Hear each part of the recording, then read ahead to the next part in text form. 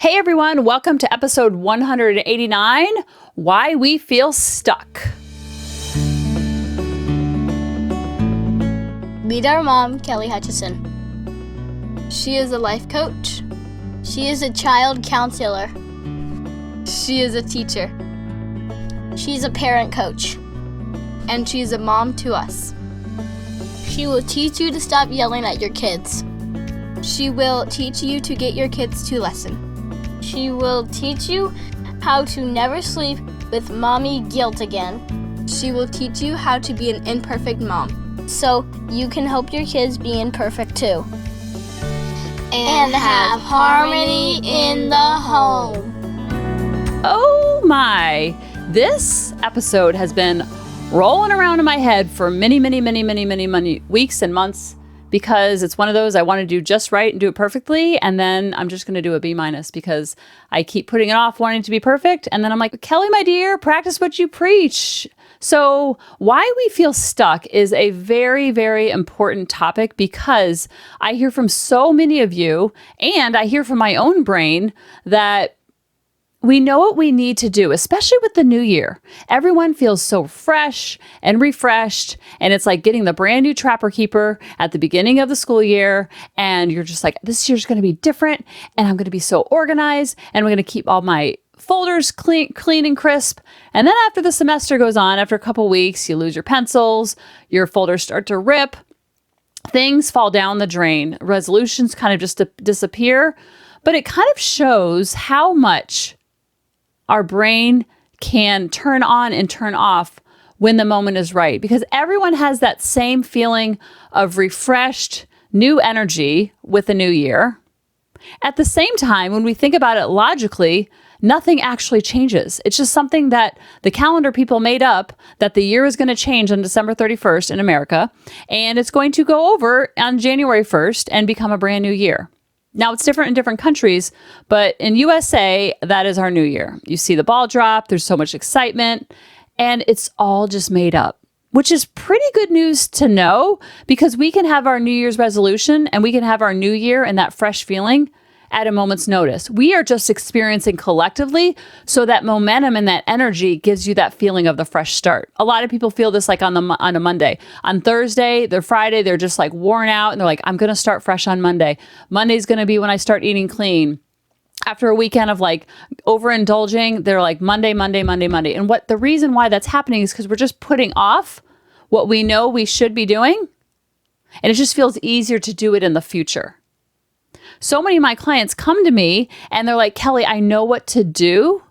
I know I need to eat right. I know I need to exercise. I know I need to stop yelling. I know I need to have my house more organized. I know I want to start my coaching business, be a freelance photographer, stop working underneath someone as a photographer, or leave the corporate world to become a photographer, or open my Etsy shop. So they're saying over and over and over, I know what to do to get there, but why can't I eat right? Why can't I exercise consistently? Why can't I start working on my coaching business? Why am I angry all the time? Why can't I stop yelling? Why can't I just log into Etsy and put up one thing? Why can't I just post something about my photography business and see if I get any nibbles? Why can't I? Now, a lot of times they ask me that. And a lot of times I'll ask myself that about all of the above, which I just said. I'm in Earth School with you. So this is not me talking to you. This is talking with you. But when we know how the brain works, it's a lot of freedom, because it's like something is holding us against our will when we are holding ourselves against our will. So that's why willpower doesn't work, because it's us against us. It's me against me. It's you against you. But then we think it's something else outside of us that can give us that relief, that can give us the results. So it might be we might look through someone else to be our unicorn.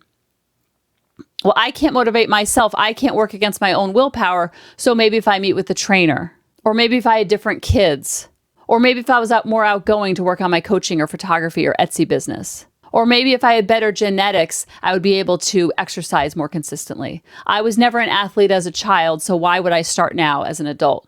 Because working out is related to athletes, and I'm not an athlete. I quit softball when I was in 7th grade.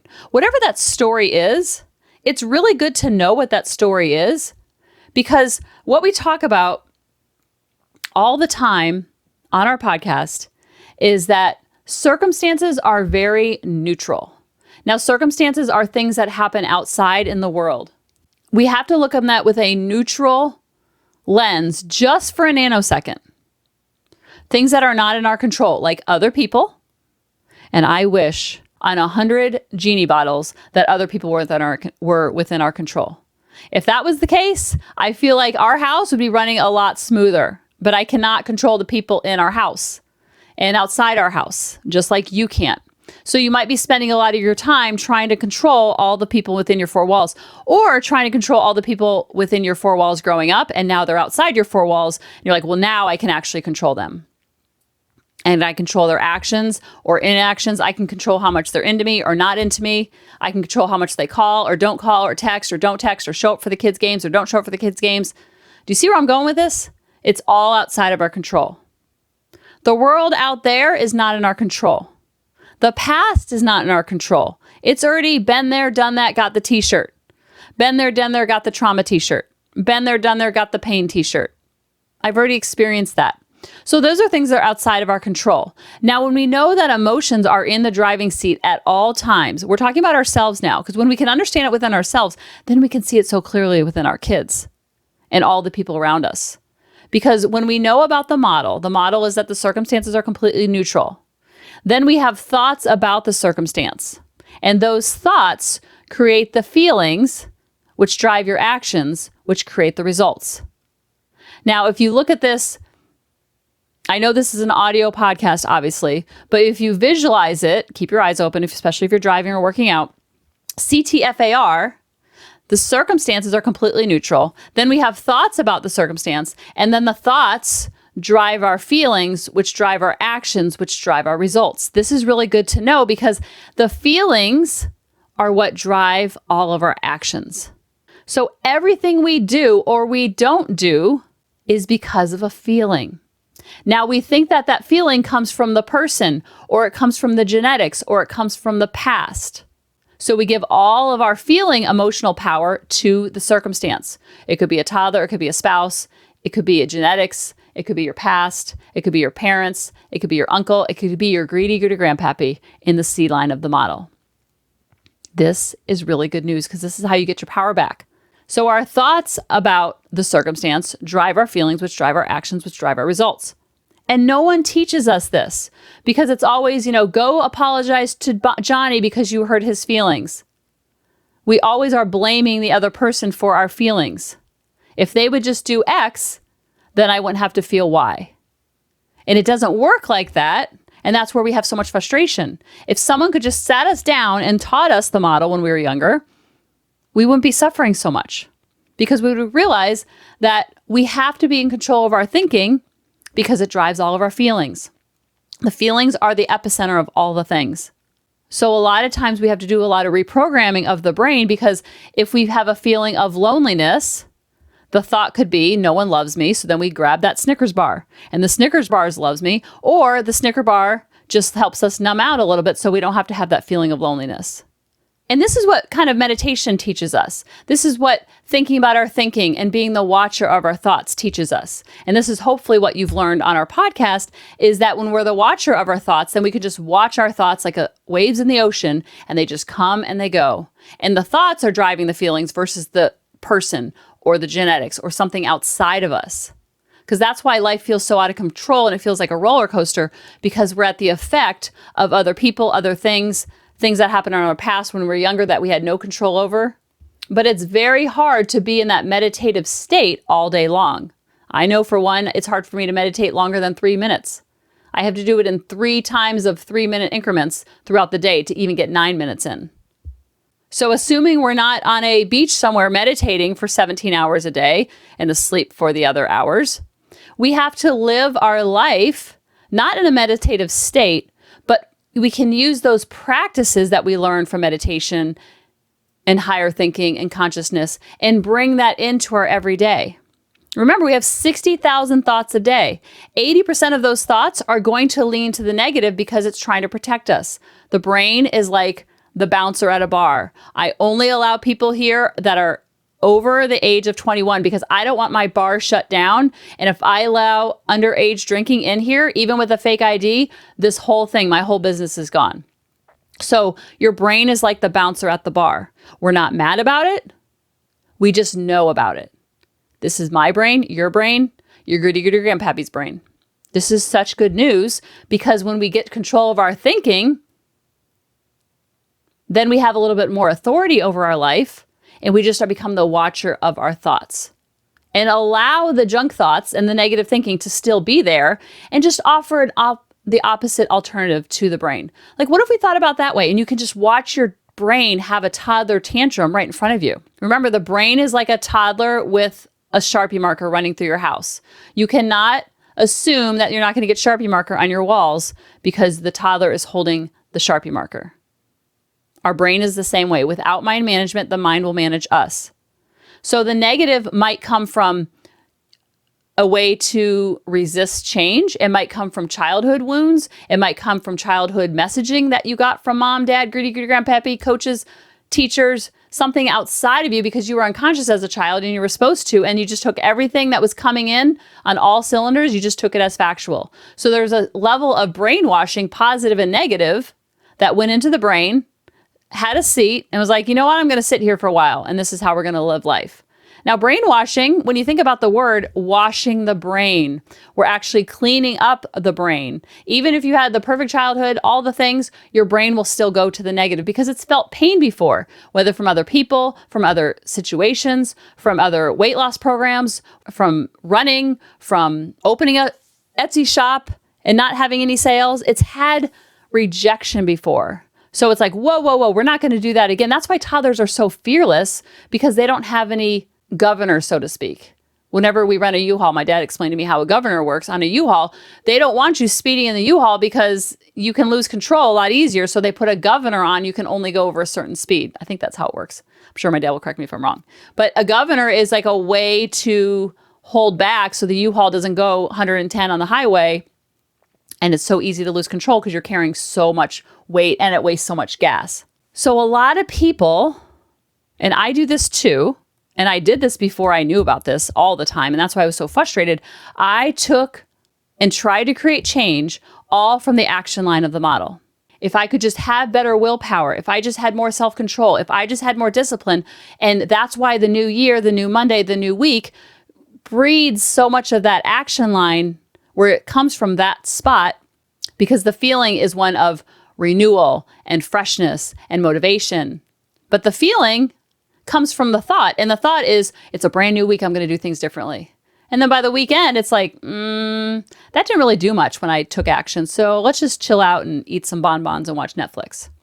So you're actually working against you're working with the feeling at the beginning of the week, but then as the week progresses, you're working against that feeling. You're working against your own brain. It's like swimming upstream when the stream is coming against you. You're going against the grain, and that's why it feels so tough. And then you go to sleep, and then your brain's kind of like in the right mode, and it's like, why didn't I do that? And then we beat ourselves up, and then it's rinse, repeat. I promise tomorrow will be differently. And then the cycle, and we feel like we're on the crazy cycle. Now, we talk about the crazy cycle all the time with kids and the yelling, but this can be in any area of your life. So when we're trying to make change from the action line, that's why things peter out. That's why the trapper keeper gets messy, because we're not looking at our thoughts about our feelings, which creates the action. So a great example I like to use with clients is when they want to lose weight and they're like, I know I need to eat right. I know I need to exercise. I know I need to drink more water. I know I need to do X, Y, Z, but then I just don't do it. And I feel uncomfortable in my own skin and I just don't know why I can't take action. And then we're so frustrated with ourselves because we're not taking action, because we have to look at our thoughts about our feelings, which drive our results. So the circumstance is completely neutral. Let's say the number on the scale or your size of your clothes, that's completely neutral. That goes at the top of the model. That's completely neutral. Then we have a thought about it. Now, sometimes clients will tell me, what's the point of exercising? Because I've done it before and nothing changes. Or they'll say all the things I said before, like, I'm not an athlete. I don't really need to do this. I'll do it tomorrow. So then the feeling could be one of apathy because you've been hurt so many times before, Or you just kind of, the apathy is driving the action. So that's why it's like, "Mwah, mwah, mwah." That's why you're not doing the thing you want to do. That's why I'm not doing the thing I want to do, is because the thought about it is not very motivating, is not very encouraging. It's very self-defeating. And then we use that as evidence to beat ourselves up. If I just had better willpower, if I just had more discipline, if I was just raised differently, if I was just an athlete. But I will promise you, you cannot create change when you're constantly beating yourself up. You can't change because you'll buckle under the pressure. You'll give into the willpower. There is no such thing as willpower, because all willpower is driven by, we think it's the action, but it's actually driven by our thoughts. So we'll put willpower in the C line of the model, like, oh, willpower. And then we'll say, I don't have any willpower. And then our feeling is one of apathy or defeat. And then the action is like, I'll do it tomorrow. Rinse, repeat, rinse, repeat, rinse, repeat, because we're not looking at our thoughts. So once you are able to grab the thought that is causing the feeling, then you can have some compassion and grace and some kindness about it. Like, oh, I see you, brain. I see what you're doing. Talk gently to it, just like it's a toddler. Everyone, unarm yourself. I got to get that marker out of the toddler's hand. You're not going to freak out on the toddler. You're just like, oh, and you're just very cool and no big deal energy when you're approaching the toddler with the Sharpie. Oh, let's look over here. And you talk with that voice. So that's the same voice and compassion that you have with yourself, because you allow it to be there and you're like, oh, that's so fascinating. That came from XYZ. That came from my past. That came from my ex-spouse. That it came from my brain wanting to stop myself. We don't need to lay on a therapist couch and figure out where it came from. We just have to know that it's there. And if you want to find out where the origin is, that's okay, but you don't have to spend a lot of time in that spot of finding out the origin. You just like, oh, that's so fascinating that it's there. If you want to take it to the next level, then you can find out why it's there or where it came from, but that is not necessary. Once you find out what the thought is, I want you to allow that thought to be there for a couple days, couple weeks, whatever you need, and just be a watcher of it. Like, that's so fascinating. And one of interest and curiosity versus blame, shame, and I'm not good enough. So you can see why the thought, it wouldn't matter anyway if I worked out, or it wouldn't matter anyway if I eat healthy. You can see why that would create apathy, and that's why you're not taking action. It's not from genetics. It's not from the scale. It's not from the clothes. It's not from something outside of you. It's not trying to find the perfect workout program or the perfect meal plan. Then you decide with authority and emotional adulthood if you want to change that thought. You don't have to change that thought. You can just be aware of that's why you're not taking action, or that's why you are taking action of overeating, is because of the thought, not from anything related to your willpower or discipline or good enoughness. That's where the brain wants to go to. And then it just rinse, repeat, rinse, repeat. And that's why change is so hard, especially for an older brain. My kids and I are both doing Duolingo, which is teaching us Spanish. And every day there's like a 5 to 10 minute lesson. And then you take quizzes, and they are flying through the lessons. And I'm just like on the struggle bus because I'm almost 50 and they're in their teens and they're just like, oh, this isn't that difficult, because their brain is more malleable. It's not this Play-Doh that's been left out overnight. And that's just really good to know. It's not like we give up because we're almost pushing 50. It's like, oh, this is where I have more authority over my brain. And then you can teach your kids the same thing. Remember the motivational triad with the brain. It wants to seek pleasure, avoid pain, and be efficient. So it wants to do the same old, same old. It's hard to teach an old dog new tricks. We're about to get a puppy. Teaching this puppy tricks is going to be very easy. Maggie is 5. It's very hard to teach her new tricks. So we don't even try. We just kind of go along with it. We make sure we vacuum when she's not in the house because she flips out over the vacuum. Now, if this puppy has issues with the vacuum, we could probably nip it in the bud. But over time, Maggie has feared the vacuum so much that the fear has gotten even worse over time. And now we can't even vacuum around her. But teaching that to the new pup, easy as pie. Whether we do it or we get a trainer, we definitely have to bring a trainer in to help her with the vacuum. And you can see it in puppies versus dogs. And you can see it in kids versus us. That's really good news. Maggie can still learn it. It's still okay to teach an old dog new tricks. It's harder, but it's still possible. So we are now the older dog afraid of the vacuum, afraid of building the business, afraid of losing weight, afraid of eating healthier, afraid of slowing down the drinking, afraid of slowing down the vaping or the pot or the cigarettes or the tobacco. It's very afraid. So when you know where your action and inaction comes from, you can have more authority over it. Decide if you want to keep thinking that thought, and then have your own back instead of beating yourself up, using it as evidence of not being good enough. And that's where change comes from. It does not come from the action line.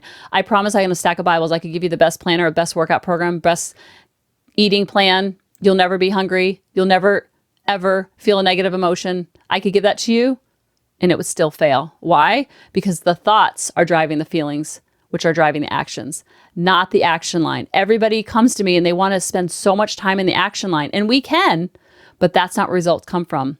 The results come from focusing on the T line to make yourself feel unstuck and knowing that the stuckness that we're feeling comes from the T line and not from the A line. It's like we all feel stuck in the chair, and then all of your friends, all your coaches, all your therapists, all your teachers, all your neighbors, all your greedy grandpappies, all your spouses, all your kids, all your ex-spouses are all saying, just stand up. You're sitting in the chair and you want to get up. Just stand up. And you're sitting in the chair and we're sitting in the chair going, I can't stand up. The reason why is because they're telling us to do something from the A line. If we just focus on the A line, that will peter out and dissolve. But when we get our real authority is focusing on the T line. And sometimes we want to have negative thoughts in the T line and being okay with that. The role of the model is not to feel happy all the time. Remember, it's a 50-50 experience.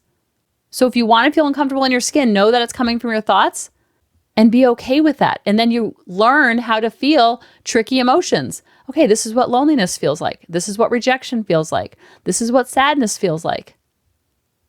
And then you can kind of feel that feeling. You're like, oh, it's a vibration going through my body. I didn't die from it. And you're on the other side of it.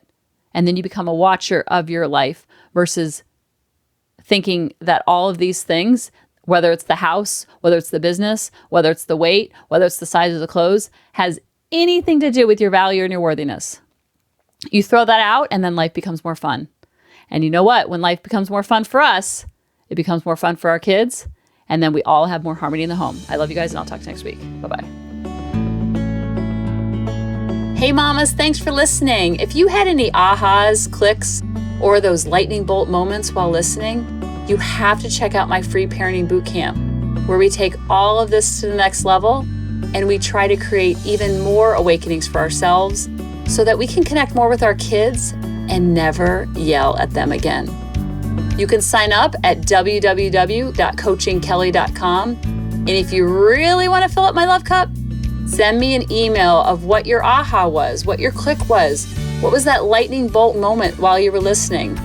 I want nothing more in life than for you to have harmony in your home and to learn how to be an imperfect mom like me, which allows your kids to be imperfect too, each and every day. Thanks for listening.